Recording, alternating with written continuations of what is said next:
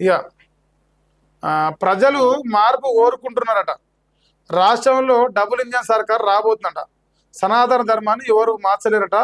సర్పై తప్పుడు ప్రచారం చేస్తున్నారట. బీజేపీ చీఫ్ రామచంద్రరావు ఈయన అంటుండు. ఇంక డబుల్ ఇంజన్ సర్కార్ అంటే మరి పని, మరి రామచంద్రరావు అని చెప్తాను, పని చేయాలని. పని చేస్తే అధికారం అనేది ప్రజలు ఇవ్వాలన్న వద్ద డిసైడ్ అవుతారు. పని చేయకుండా అధికారం అంటే ఎట్లా? యా, రేవంత్ రెడ్డి యూరియా బ్లాక్ లో అమ్ముకున్నట. ఇన్వెస్టిగేషన్లో అక్రమార్కులంతా కాంగ్రెస్ నాయకులుగా తేలిందట. మళ్లీ కొరత వచ్చిందని కేంద్రంపై నిందలేస్తున్నట. కొత్త యాప్తో రైతులకు తీవ్ర అవస్థలట. జెన్జీ గురించి మాట్లాడే అర్హత రేవంత్కు లేట. విద్యాశాఖ యువ ఎమ్మెల్యేలకు ఇవ్వండి అని చెప్పేసి ఎంపీ అరవింద్ అంటున్నాడు. యువ అంటే నిన్నమని ఒక ఆయన ఉంది కదా, మైనంపల్లి రోహిత్ గసవంతునికి. మరి ఎందుకంటే సోరోలకు ఇవ్వాలి కదా. ఇప్పుడు జెన్జీ గురించి మాట్లాడుతుంటే మరి ఆయన అడుగుతుంది. నీ దాంట్లో అంతా ముసలకోట్లే. నీ నీ క్యాబినెట్ మొత్తం ముసలకోట్లు. ఒక్కడన్నా సోరోను చూపించాలా? ఒక 30 ఏళ్ళు ఉన్నోన్ని ముసలకోట్లను పెట్టుకొని ఈయన చెప్తానంట నిధులు.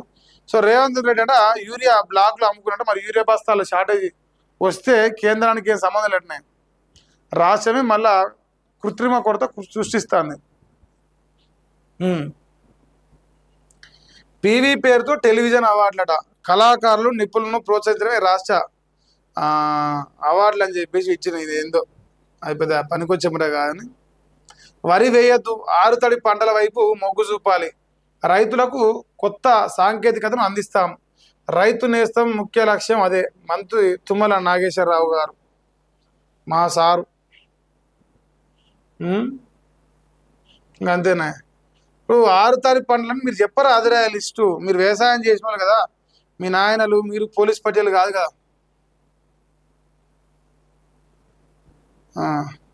నిధుల లెక్క పక్క, లేదంటే కేంద్రం నుంచి ఫండ్స్ నిలిపివేత.